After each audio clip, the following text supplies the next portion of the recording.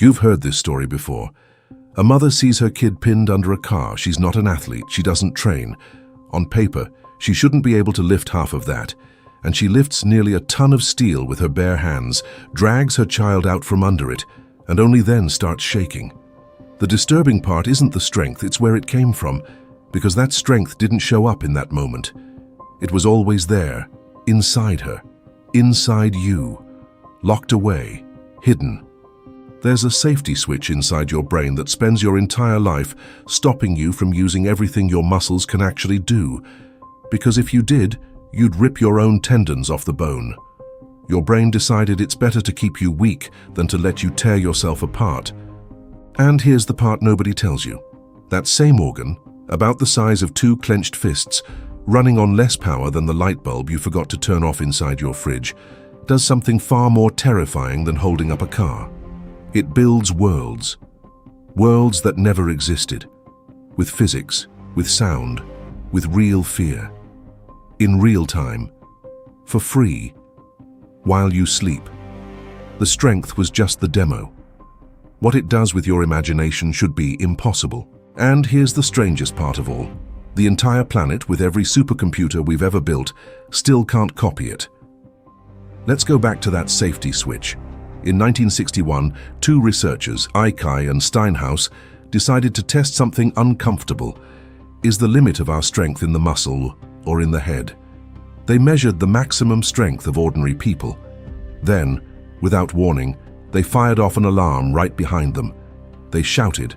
They even used hypnosis. And the strength jumped. The muscle was exactly the same. What changed was the permission. The brain loosened the switch for 1 second, and the body handed over strength that had been hidden the whole time. In other words, your brain isn't the driver of the car, it's the brakes. And it runs on one very simple rule. Keeping you alive matters more than making you strong. Now hang on, because it gets weirder. There's research showing that a person with an arm in a cast, without moving a single muscle, just imagining the movement intensely, loses far less strength than they should. In some cases, they actually gain strength. Without touching the body. Without electrical stimulation. Just imagination. How? Because your brain barely tells the difference between doing and imagining doing. When you imagine lifting your arm, it fires up much of the same circuit it would use to lift it for real. It sends the order. It just doesn't let it reach the finish line. And that's where we find out what imagination actually is. In the 70s and 80s at Harvard, Stephen Kosslyn asked volunteers to picture objects and then mentally zoom in on them. The time it took them to see a small detail went up, exactly the way it would if they were looking at a real photo and had to move closer. The mental image had size, it had distance, it had geography. It wasn't a vague thought. It was a screen. Brain imaging confirmed the absurd part. When you imagine an apple, much of the same visual cortex that lights up when you see a real apple lights up again, with no apple anywhere in front of you. And in 2007, at University College London, a team led by Maguire and Hassabis, the same Hassabis who would later go on to found one of the biggest artificial intelligence companies in the world, went to study patients with a damaged hippocampus. The hippocampus is known as the memory region. Their question was simple. If you can't remember the past, can you still imagine the future? The answer was a revelation. When asked to imagine a brand new scene, a beach, a museum, these patients could still name scattered objects. Some sand here, a person there, but they couldn't assemble the scene. The backdrop that holds everything together was missing. The stage was missing. That's when we learned that memory and imagination aren't opposites, they're relatives. The brain uses the same parts to rebuild what already happened and to build what never existed. Remembering and inventing run on the same engine, and that entire engine fits in 3 pounds and runs on less than 20 watts. Hold on, because by now it's easy to think, okay, it's the brain, it's complicated, I get it. You don't get it. Nobody gets it. That's exactly the point. Look at what has to happen for you to imagine a single scene. Say you walking into a kitchen that never existed. The brain has to generate the space. It has to place objects at consistent sizes. It has to light the whole thing in a way that's physically possible. It has to remember how gravity works so the cup doesn't float. It has to give you a point of view, a body, a direction you're looking in. And on top of all that, it has to stamp the whole thing with an invisible label that says, "This is imagination, this isn't real," so you don't go sprinting away from a danger that only exists inside your own head.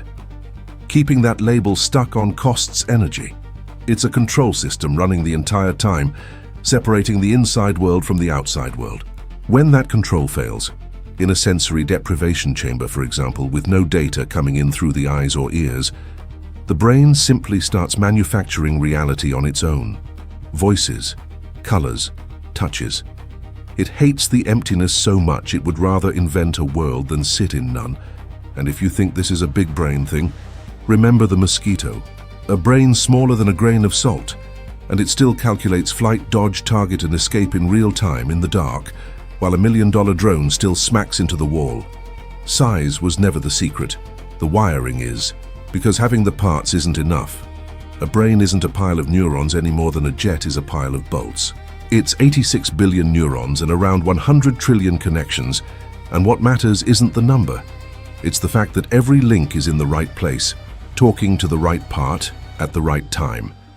Take away the coordination, and you don't get a weaker imagination. You get no imagination at all.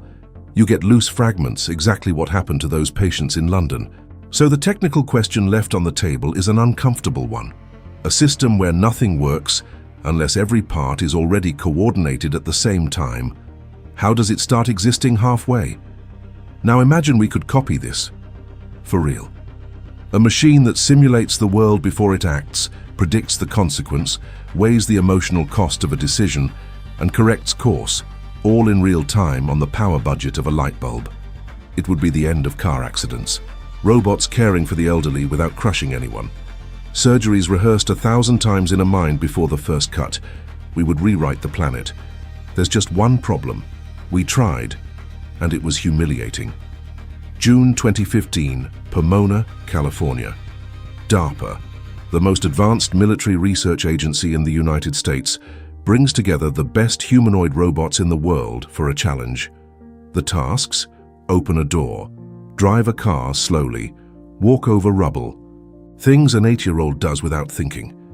And the robots fell over, one after another, machines worth millions of dollars, defeated by a doorknob and a step, because they couldn't simulate the physical consequence of a movement fast enough to keep their balance. Your brain does that before you step onto a stair in the dark, without you even noticing it did. And it's not a money problem. In 2013, Japan fired up the K supercomputer, over 80,000 processors, drinking enough electricity to power thousands of homes. The goal, simulate 1 second of brain activity. It succeeded, if you call it success, to take 40 minutes to simulate 1 second of just 1% of a brain. Meanwhile, the real brain ran that same second, in a second, and still had capacity left over to make you hungry halfway through. Around the same time, Europe launched the Human Brain Project, promising to rebuild a human brain inside a computer, budget in the neighborhood of €1 billion. 10 years later, over $500 million spent, they delivered useful tools, atlases, platforms, and no mind, no synthetic imagination. The most expensive project ever aimed at copying human imagination couldn't even imagine how to copy it. And today, with all our artificial intelligence, entire buildings full of servers, and graphics cards that cost a fortune, the best we can do is generate a shaky 10-second video where a cat shows up with 6 legs. Your brain renders an entire nightmare, with a plot, a villain, and an unhappy ending for free in the dark, with no graphics card at all, and then wakes you up with your heart pounding at 1:30. So this is where we land. No new scene. Just what the facts already put on the table. You have behind your eyes a reality simulator that builds entire worlds, tests futures that never happened, holds back a strength that could destroy you, tells apart what's real from what's invented, and does all of it in parallel all day long on less power than the light bulb in a fridge. We've got buildings, billions, and decades, and we still lose to a doorknob. The explanation you usually get offered is that this engine was assembled by a long sequence of blind stumbles, aimless accidents stacked up over enough time. And sure, maybe. But it's worth pausing on the size of what that sentence is asking you to swallow. It's a bit like believing a bolt of lightning hit a junkyard and, in the middle of the exploding scrap, by pure chance, assembled a working computer, already powered on, system booted, the right time on the clock. It's not impossible to say the sentence out loud. It's just impossible to believe it once you look at the parts up close. Because we know one thing from first-hand experience, and our own failure proves it. Engineering doesn't come from chaos. A control system that separates imagination from reality doesn't just show up. A safety switch that holds back your strength to protect your tendons doesn't install itself in a moment of panic. An engine that uses the same parts to remember the past and invent the future doesn't coordinate itself by luck. Each one of those things, on its own, is already hard to explain. All of them together, running at the same time, inside an organ that weighs 3 pounds, that doesn't look like a pile of accidents. It looks like a project. And that leaves the one question this entire video has been dodging until now. If all of this is the fruit of chance, if nobody designed anything, then who designed it if no one designed it? So, do you think this skill, this characteristic, was designed? Because if there was a design, there is a designer. Nature solved it first, and it left, right behind your eyes, a signature we still haven't managed to forge.